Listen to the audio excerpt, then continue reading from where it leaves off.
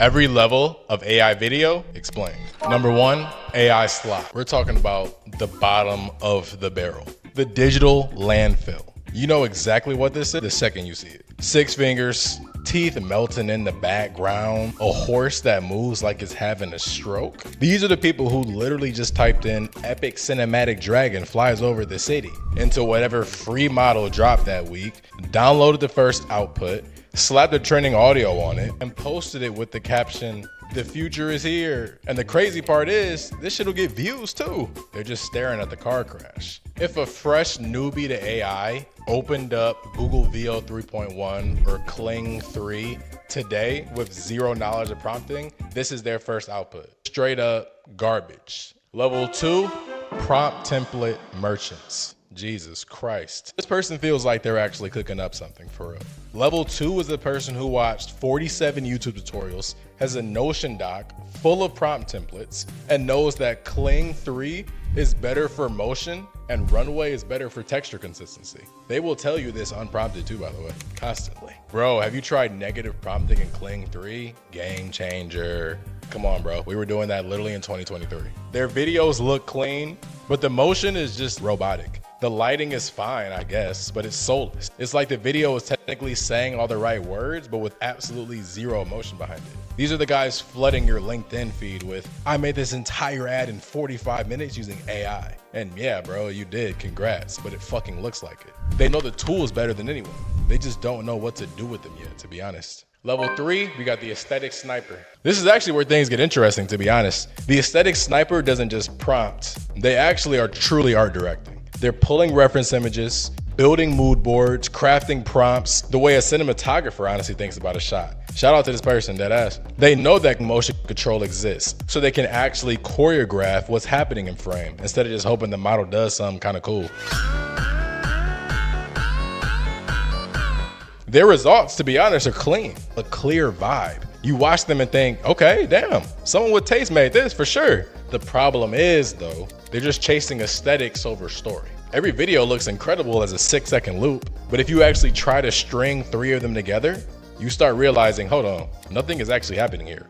This is just all vibes. Still though, I don't want to take away from these people. This is the level where people really start getting actual followers for their work, and Lord knows in this day and age, that fucking matters. Level 4, the one and only, hyperrealism. This is the type of person who has completely erased the line between AI and real footage. You're watching their work trying to find the tell, and you legit just can't find it. That's not an accident, by the way. That's just straight up craft. These creators have actually figured out that photorealism isn't about using the flashiest model. It's about grounding, specific locations, believable lighting, human imperfections. All of that stuff is baked into every single prompt. They're using VO 3.1 for its physics consistency. They're layering outputs, masking, compositing. This is not just a one-click pipeline anymore. This is actual creative work. The gap between level 3 and level 4 is no longer talent. It's now all about obsession. I'm talking about straight up Kobe Mamba mentality type shit.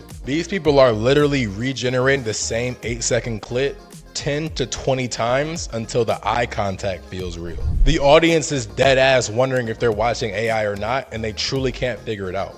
And that's the entire point. This is no longer just an art piece. This is truly blending in with reality. If you want to learn how to truly achieve the hyper-realistic look in all of your AI images and videos, I have a full 20-minute breakdown inside of my school community where I show you literally step by step how you can create your own formula for creating hyper-real AI images and AI videos. Because y'all are lucky, I'm one of the obsessed ones. I took hours, days, weeks, months to truly learn what the pros do. And I'm ready to give you the game. For level 5, we have the one and only, the top dog, the head honcho, the top 2 and not 2, cinematic beauty. This is the least crowded level in AI art. Even though this is what most people are striving for, this is the least crowded level of AI art. Level 5 creators don't just make AI videos anymore. They make cinema. Every single frame has intention behind it. The motion tells a story.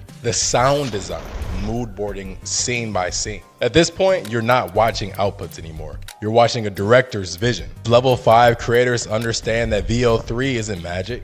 It's a camera. That Kling 3.0's motion control is a green screen suit that usually costs thousands of dollars. Level 5 creators can go tool for tool with you all day, but they do understand one thing: vision is everything. They're storyboarded up, mood boarded up. They have full scene by scene breakdowns of what every scene needs to look like, and they won't stop generating until they see their vision come to light. They're not over here just trying to show you what AI can do and all the extremes it can go to.